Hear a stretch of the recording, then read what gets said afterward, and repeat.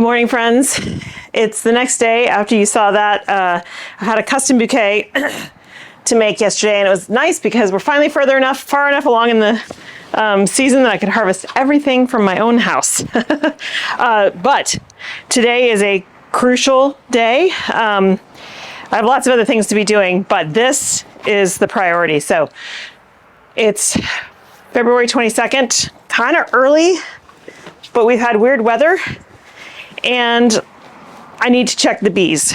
Now, it's really, really important that I don't do a whole lot of disturbance today. It's a nice warm day. It's 65 degrees, but the nights are still long. The hive still has to keep the brood at 95 degrees, so they have to work really hard. What I need to do today is go in and just see what's going on. Oh, I need to deal with my hair. If I don't put it up just right, then it gets in the way of the hat and it falls in my eyes while I'm trying to inspect, and that is a nightmare. Bees don't like the color black, so they might start attacking this, so I may have to move it to a new spot. But what I'm going to do today is not spend very much time in there. I don't want to risk chilling the brood. I don't want to risk accidentally killing the queen. So it's really, really important for me to just go in, do a quick inspection on each hive, see what the population numbers look like, see if there's too much honey. I may need to go ahead and harvest some, see if they have enough space, or do I need to add more boxes so that they don't swarm before I'm ready to split the hives.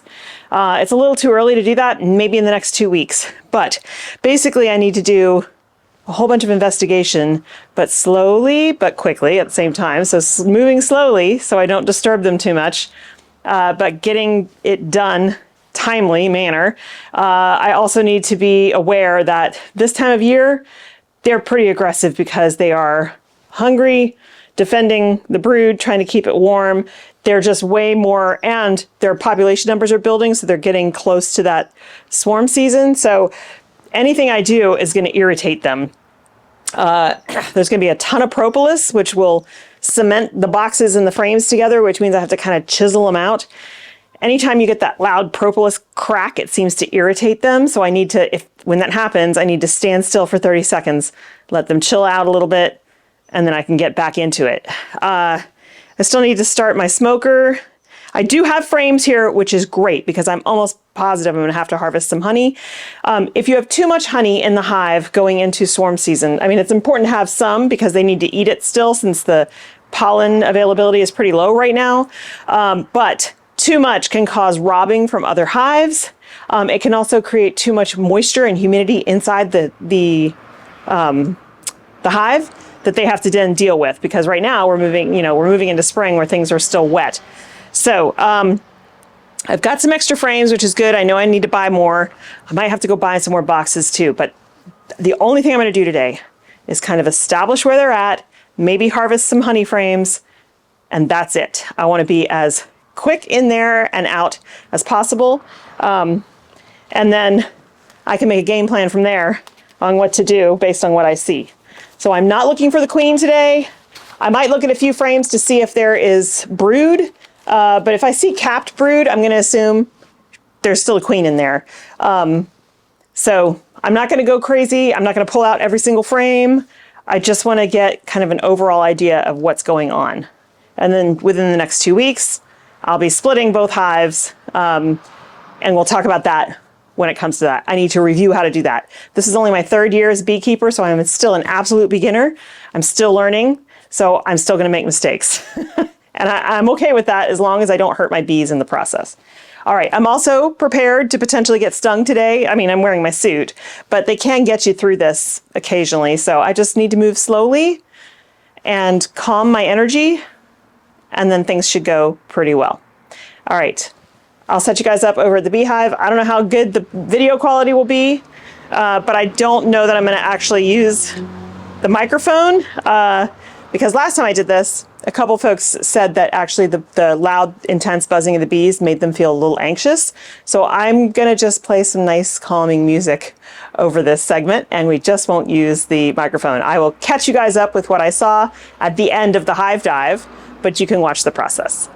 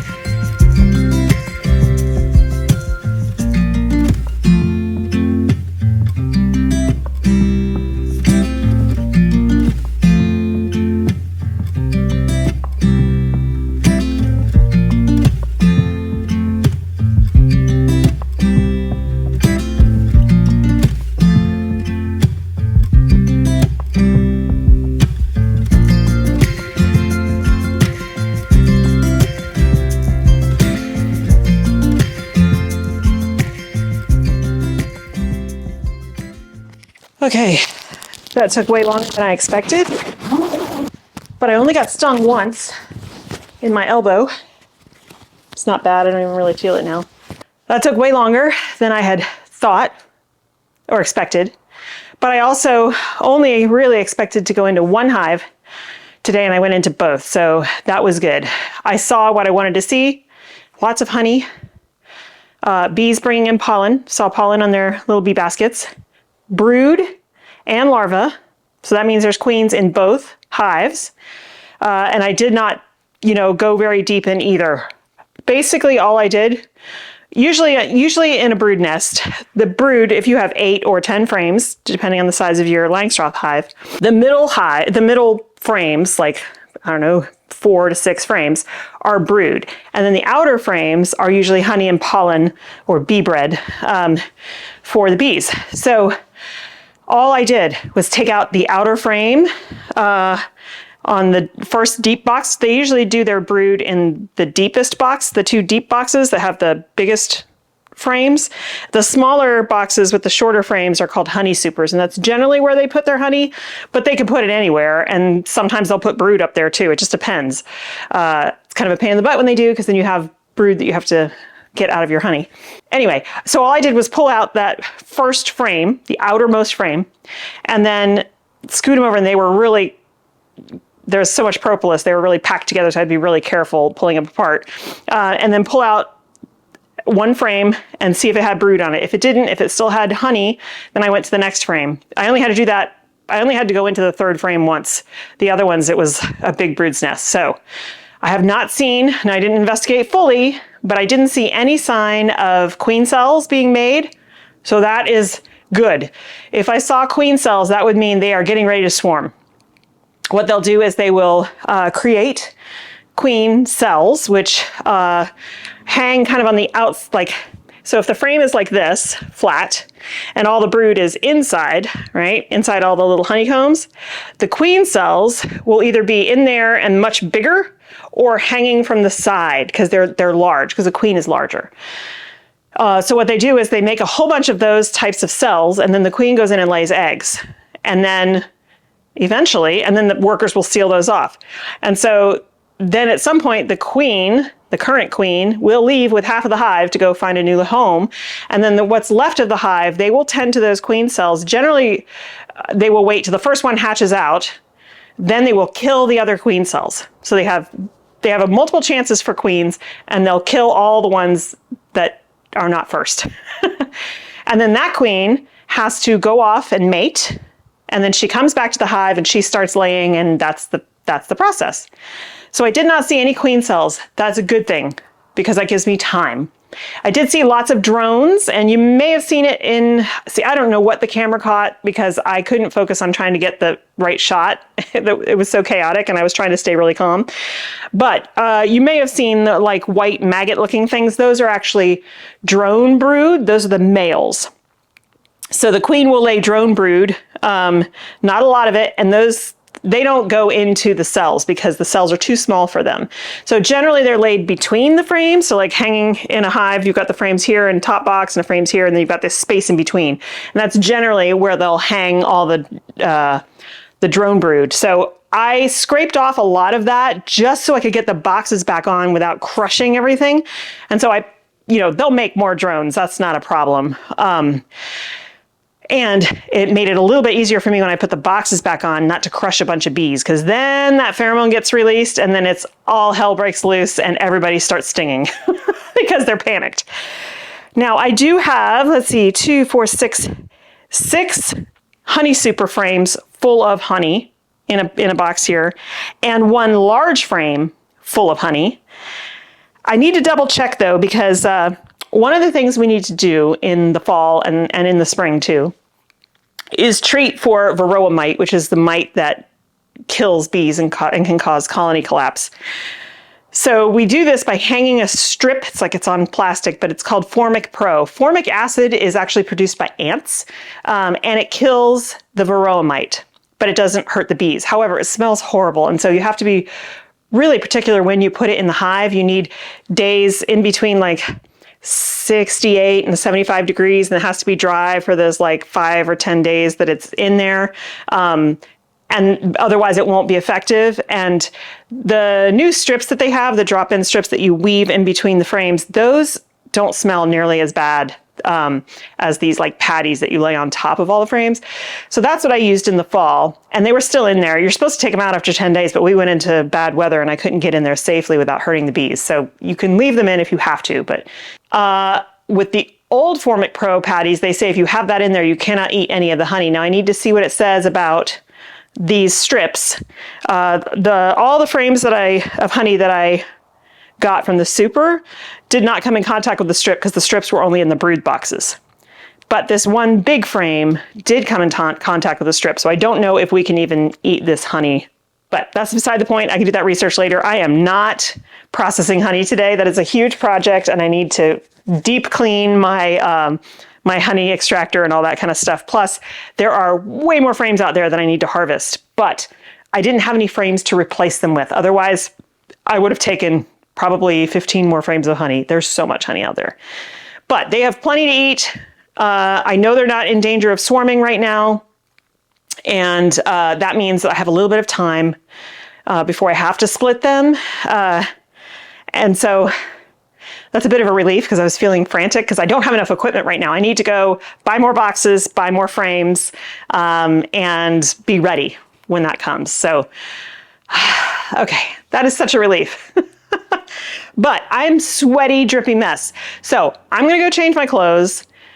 Then I'm gonna eat something, and then we're going back out to the greenhouse because I got more of those 2.5-inch pots. I need to pot up more tomatoes. And then I also want to show you a whole bunch of succulent gardens that I put together that I'm going to be putting up for sale on my website. So I did that yesterday. Yesterday when I made that bouquet, I had to deliver it pretty far away. And it was just one of those days where I didn't feel like talking much. I just needed to be quiet and introspective. So I apologize for not posting a video, but I'm just being honest. I want to be genuine and not put on a brave face when I'm not feeling brave. So, all right, I'm going to get changed, hang my bee suit to dry because it is damp from sweat, and then we'll hook back up in the greenhouse. All right, friends, back in the greenhouse. I have my box here from Bootstrap Farmer. I think it's upside down. I really do not like single-use plastic, and I try not to have any single-use plastic, so I save all of my nursery pots. I use them until they completely fall apart, and I try not to buy any cheap plastic that's going to be single-use. I'm still buying plastic. However, the stuff that I'm buying has a really, really long lifespan, hopefully 5 to 10 years or longer, which is one of the reasons why I try to treat it well by washing it and keeping it out, sitting and baking in the sun and stuff like that. I got 5 more of these plastic domes because I didn't have enough to cover everything in here every night, and I'm risking some things getting eaten by mice. So we should be good now to make sure all the seedlings stay covered. I literally only use this when I'm seed starting. Back here I've got a couple going that are full of humidity because they are acting as a humidity dome for seeds that I just started. But in general, I mostly just use them to keep rodents off of my stuff. And it works really, really well because they can't climb up under there.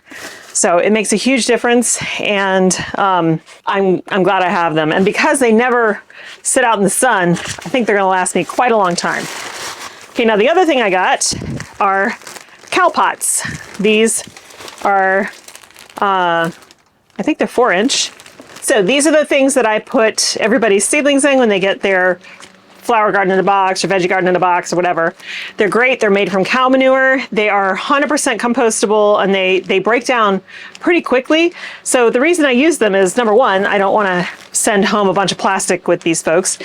2, for people who are new to gardening, they don't have to, unpack a seedling out of a pot and risk damaging it, especially if they're nervous about that. They can plant this entire pot in the ground and it will decompose and feed the soil and the plant because it's cow manure. So, and no, they don't smell. It's decomposed cow manure, so it does not smell. It's done composting. I cannot plant, I can't bump up the tomatoes that are going to folks in these right now because they are decomposable, and I need to keep watering these tomatoes for another month and a half before they go home with people, and those pots would be completely destroyed by then. So these are perfect for, sending them home with people, and they can water them a little bit before they, maybe a week or so before they go in the ground, maybe 2 weeks, but then they'll start to decompose. So I tell people, that's why you wait to get your plants from me until it's okay to plant them in the ground, because then you're safe, and these can go right in the ground. So got more of these. And I got a few more bottom trays. These are 10-20 bottom trays. They do not have holes in them. They're solid. And these are what I put the perforated trays in when I do seed starting, or I can fill them with 6-packs. And I can also put water in here and have everything bottom water, which is appropriate. It's the best way to do it. Keeps you from knocking your seedlings over, with a water spray or whatever, and it gets to their roots faster. So I got a few more of these. And finally, most importantly for today's project, I got more of these. These are the 2.5-inch pots that are tall. So they give all the stuff that I plant in them when I'm bumping things up a nice long root run, and they can stay in these pots a lot longer, and they tend to produce much beefier seedlings to go home with folks or to go out in my garden, which I love. Okay, so we still have a bunch of sun golds to pot up, as well as this whole tray, and a few more that are on in 6-packs on the rack behind me. So I'm gonna get started mixing up the soil, and then we'll get going.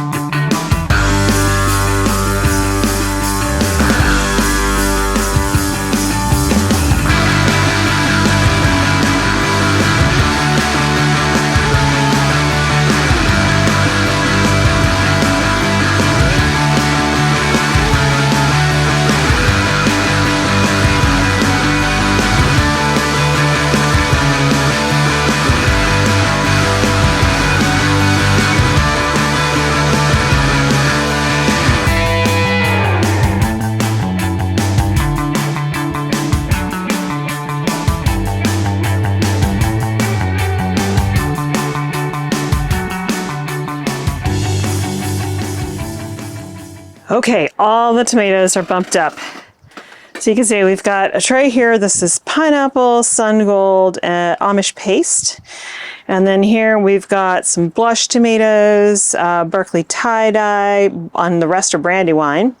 Then here we've got some more Brandywine, Cherokee purple, Cherokee carbon, and pineapple. And then here, Amish paste and San Marzano. It's a lot. But I always have way more tomatoes than I could possibly sell or need every year, and that's okay. So they're done. All I have to do is keep them watered. They've got starter fertilizer in there, so they should be good for quite a while.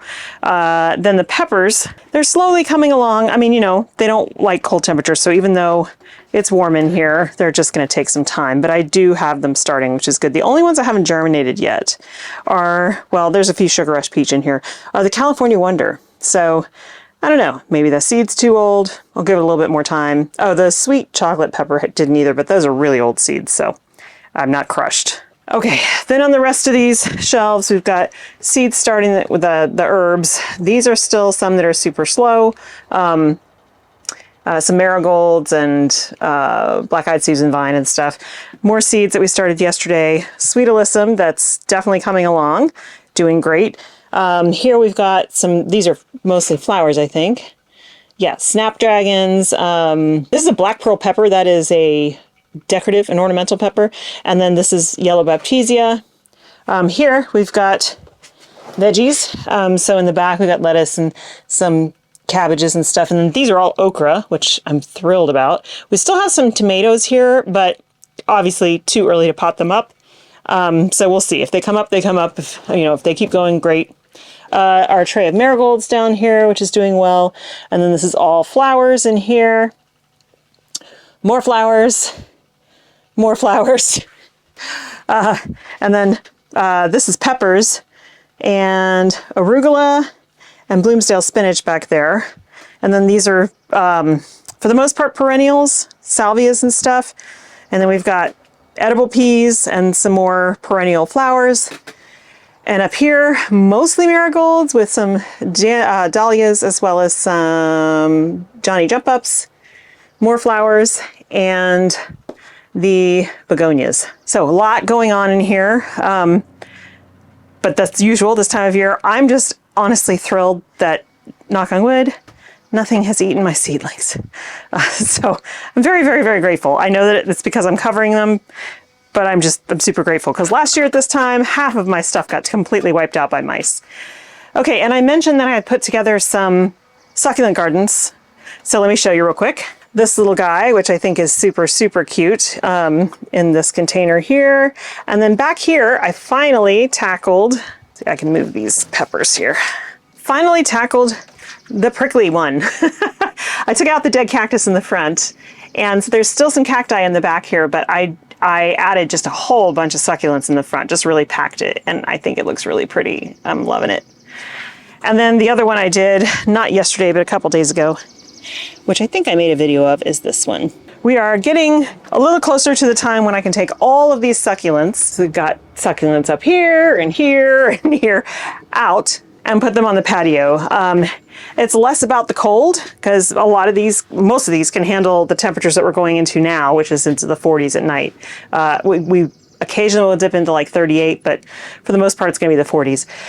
They can handle the temperatures. It's the rain. So I usually wait until we're pretty much done with the rain because otherwise the soil gets saturated and they rot. So they're really only in here for keeping them dry. I water them rarely, maybe once or twice the entire winter while they're in here, and they are very happy with that. All right, you guys, I'm exhausted. My back is killing me, so I am going to go inside, take a shower, and figure out what we're making for dinner. So a couple friends recently asked me how things are going on keto, and good so far. So far, it's only 4 pounds, but I'm fine with that. I'm able to get my wedding rings on again, which is really nice. And all of the symptoms are gone. So I feel a lot better. Still kind of tired, but it's really nice not to have heartburn and, you know, all the bloating and all that kind of stuff. So that's really nice. I appreciate that a whole lot. So I'm going to keep doing what I'm doing, and hopefully I'll see even more results as time goes on. Thanks so much for hanging out with me, you guys. I hope you're having a wonderful time in your garden, and I'll see you in the next one. Bye.